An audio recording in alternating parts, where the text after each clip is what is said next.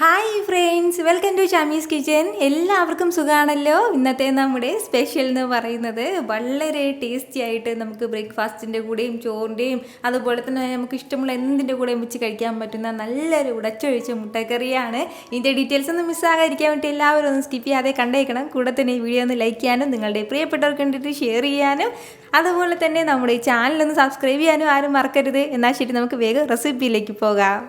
നമ്മുടെ ഈ മുട്ടക്കറി തയ്യാറാക്കിയെടുക്കുന്നത് നമ്മൾ കുക്കറിലാണ്. അതിൻ്റെ പേരിൽ വളരെ സുലഭമായിട്ട് പെട്ടെന്ന് ചെയ്തെടുക്കാൻ പറ്റുന്നതാണ് കേട്ടോ. അപ്പോൾ കുക്കർ ഒന്ന് ചൂടായി കഴിഞ്ഞാൽ അതിലേക്ക് ഒരല്പം എണ്ണ ചേർത്ത് കൊടുക്കാം. വെളിച്ചെണ്ണയാണ് ഞാനിപ്പോൾ ചേർക്കുന്നത്. 2 ടേബിൾ സ്പൂൺ അളവിൽ മതിയാവും. എണ്ണ ഒന്ന് ചൂടായി തുടങ്ങുമ്പോഴത്തേക്കും പിന്നെ ഇനി നമുക്കിതിലേക്ക് വേണ്ടത് ഒരു 3 ഗ്രാമ്പുമാണ്. നമുക്കിതിലേക്ക് ഏലക്കയും അതുപോലെ തന്നെ കറുവാപ്പട്ടയും ആവശ്യമായിട്ടുണ്ട്. പക്ഷേ അത് ഈ ഒരു സമയം ചേർക്കേണ്ടതില്ല. നമ്മുടെ ഗ്രാമ്പു എല്ലാം ഒന്ന് ചൂടായി കഴിഞ്ഞാൽ പിന്നെ ഇനി നമുക്കിതിലേക്ക് വേണ്ടത് സവാളയാണ്. ഞാനിപ്പോൾ ഒരു അത്യാവശ്യം വലിയ സവാളയിൽ ഒരു 1.5 സവാള എടുത്തിട്ടുണ്ട്.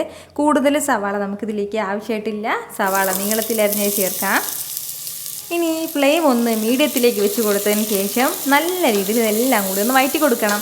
സവാള എപ്പോഴും നമ്മൾ കുക്കറിലൊക്കെ നമ്മൾ സവാള ഇട്ട് നമ്മൾ എന്തെങ്കിലും ഫുഡൊക്കെ തയ്യാറാക്കുന്ന സമയത്ത് നന്നായിട്ടൊന്ന് വഴറ്റിയതിന് ശേഷം മാത്രം തയ്യാറാക്കണം. അല്ലാന്നുണ്ടെങ്കിൽ സവാള അങ്ങനെ തന്നെ ഒരു ഹാർഡായിട്ട് അതിങ്ങനെ വെന്ത് ഉടഞ്ഞ് ചേരാത്ത രീതിയിലുണ്ടാവും. അപ്പോൾ ഇതിൻ്റെ കളറൊക്കെ ഒന്ന് ലൈറ്റായിട്ട് മാറുന്നവരെ നമുക്കൊന്ന് വഴറ്റി കൊടുക്കാം. ഒരുപാട് ഫ്ലെയിം വെക്കണ്ട, മീഡിയം ഫ്ലെയിമിൽ വെച്ചിട്ട് തന്നെ പെട്ടെന്ന് വഴറ്റിയെടുക്കാവുന്നേ ഉള്ളൂ. വളരെ കുറച്ച് മാത്രമേ ഉള്ളൂ. ഇപ്പോൾ നമ്മുടെ സവാളയെല്ലാം നല്ല രീതിയിലൊന്ന് വെന്ത് തുടങ്ങിയിട്ടുണ്ട്. അതുപോലെ തന്നെ അതിൻ്റെ കളറെല്ലാം ലൈറ്റായിട്ടൊന്ന് മാറിയും തുടങ്ങിയിട്ടുണ്ട്. അപ്പോൾ ഈ ഒരു സമയമാകുമ്പോഴത്തേക്കും പിന്നെ ഇനി ഇതിലേക്ക് വേണ്ടതാണ് ഒരു 4 പച്ചമുളകും കൂടി. നമ്മുടെ എരിവിനനുസരിച്ചിട്ടുള്ള പച്ചമുളക് ഈ ഒരു സമയം ചേർത്തേക്കണം. കാരണം നമ്മളിതിലേക്ക് മുളക് പൊടി ചേർക്കുന്നില്ല, എരിവിനായിട്ട് മുളക് പൊടി ചേർക്കുന്നില്ല. ഇനി നമുക്കിതിലേക്ക് വേണ്ടതാണ് 1 ടീസ്പൂൺ അളവിൽ ഇഞ്ചി വെളുത്തുള്ളി പേസ്റ്റും കൂടി.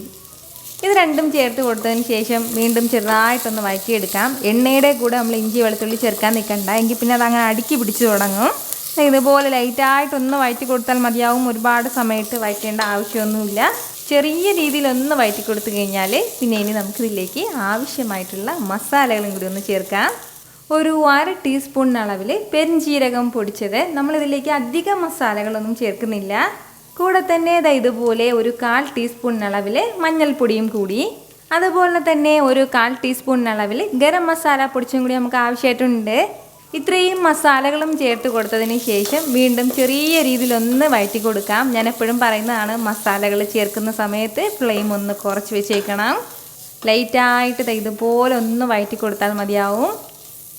ഇത്രയും ആയിക്കഴിഞ്ഞാൽ പിന്നെ ഇനി നമുക്കിതിലേക്ക് വേണ്ടതാണ് അത്യാവശ്യം വലിയ തക്കാളിയിൽ ഒരു തക്കാളി ഞാനിപ്പോൾ ഇതുപോലെ ഒന്ന് നീളത്തിൽ അരിഞ്ഞെടുത്തിട്ടുണ്ട്. അതും കൂടി ചേർക്കാം.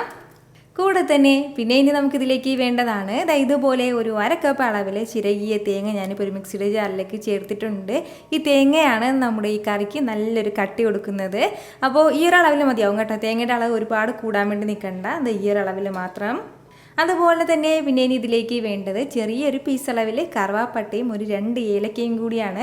നമ്മൾ എണ്ണയിലേക്കല്ല ഈ കറുവാപ്പട്ടയും ഏലക്കയും ചേർക്കേണ്ടത്, ചിരകിയ തേങ്ങയിലേക്കാണ്. ഇതിലേക്ക് ഒരു അല്പം വെള്ളം കൂടി ചേർത്ത് കൊടുത്തിട്ട് നല്ലതുപോലെ ഇത് ഗ്രൈൻഡ് ചെയ്തെടുത്തിട്ട് വരാം. നല്ലതുപോലെ സ്മൂത്തായിട്ട് നരഞ്ഞ് കിട്ടണം. അപ്പോൾ മസ്റ്റായിട്ട് മറക്കാതെ ഇതുപോലെ തേങ്ങയുടെ കൂടെ തന്നെ ഇത് ചേർത്ത് നരച്ചെടുക്കണം. എങ്കിൽ മാത്രമേ ആ ഒരു സ്പെഷ്യൽ ടേസ്റ്റ് നമ്മുടെ മുട്ടക്കറിക്ക് കിട്ടുള്ളൂ. ഞാനിപ്പോൾ ഇതുപോലെ നല്ല സ്മൂത്തായിട്ട് ഇതൊന്ന് അരച്ചെടുത്തിട്ടുണ്ട്. അപ്പോൾ ഈ തേങ്ങ അരപ്പ് കൂടി നമുക്ക് ഇതിലേക്കൊന്ന് ചേർത്ത് കൊടുക്കാം. കൂടെ തന്നെ ഇതിലേക്ക് ഒരു അല്പം വെള്ളം കൂടി ചേർത്ത് കൊടുത്തതിന് ശേഷം അതും കൂടി ആവശ്യത്തിനുള്ള വെള്ളവും ചേർത്ത് കൊടുത്തതിന് ശേഷം പിന്നെ ഇനി വേണ്ടത് ഇതെല്ലാം കൂടി നല്ല രീതിയിലൊന്ന് മിക്സ് ചെയ്തെടുക്കാം. നമ്മുടെ ആ തേങ്ങയുടെ ആ ഒരു പച്ച ടേസ്റ്റ് എല്ലാം ഒന്ന് മാറി കിട്ടണം. അപ്പോൾ അതിന് വേണ്ടിയിട്ട് ഇത് നല്ലതുപോലെ തിളച്ച് വരട്ടെ. ഫ്ലെയിം ഈ സമയത്ത് നമുക്ക് ഹൈയിൽ തന്നെ വെച്ച് കൊടുക്കാവുന്നതാണ്. ഇതിപ്പോൾ നല്ലതുപോലെ ഒന്ന് തിളച്ച് തുടങ്ങിയിട്ടുണ്ട്. അപ്പോൾ ഇതുപോലെ ഒന്ന് തിളച്ച് തുടങ്ങിക്കഴിഞ്ഞാൽ പിന്നെ ഇനി നമുക്ക് വേണ്ടതാണ് ഫ്ലെയിം ഒന്ന് ഞാൻ കുറച്ച് വെക്കുകയാണ്.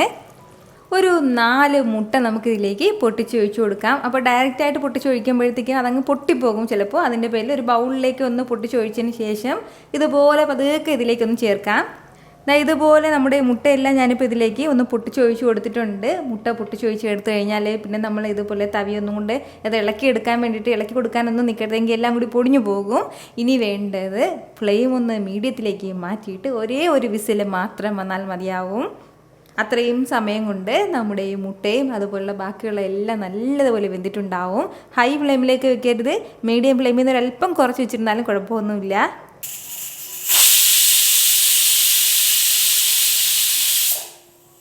ഇപ്പോൾ ഇതിൽ ഒരു വിസിൽ വന്നിട്ടുണ്ട്. ഇനി നമുക്ക് ഫ്ലെയിം ഒന്ന് ഓഫ് ചെയ്ത് കൊടുക്കാം. ഓഫ് ചെയ്ത് കൊടുത്ത ഉടനെ തന്നെ തുറന്ന് നോക്കരുത്. ഇതിലെ കംപ്ലീറ്റ് പ്രഷറും പോയതിന് ശേഷം നമുക്കൊന്ന് തുറക്കാം.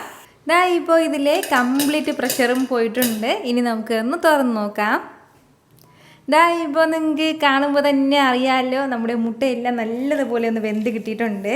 അപ്പോൾ നമ്മൾ ഇതുവരെ ഇതിലേക്ക് ഉപ്പ് ചേർത്തിട്ടില്ലായിരുന്നു. അപ്പോൾ ആവശ്യത്തിനുള്ള കുറച്ച് ഉപ്പും കൂടി ചേർക്കുകയാണ്. നേരത്തെ നമ്മൾ മുട്ടയൊക്കെ വേവിച്ചെടുക്കുന്നതിന് മുമ്പ് തന്നെ ഒരല്പം ഉപ്പ് ചേർക്കേണ്ടതാണ്. അപ്പോൾ ഞാനത് വിട്ടുപോയതാണ് കേട്ടോ. അപ്പോൾ അതിൻ്റെ പേരിലാണ് ഈ ഒരു സമയം ചേർത്ത് കൊടുക്കുന്നത്.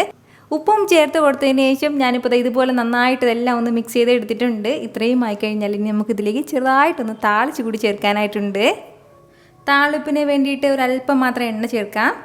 അതുപോലെ തന്നെ ഒരു 1/4 ടീസ്പൂൺ അളവിൽ കടുകും കൂടി. കടുകെല്ലാം ഒന്ന് പൊട്ടി തുടങ്ങുമ്പോഴത്തേക്കും ഒരല്പം കറിവേപ്പില ചേർക്കാം.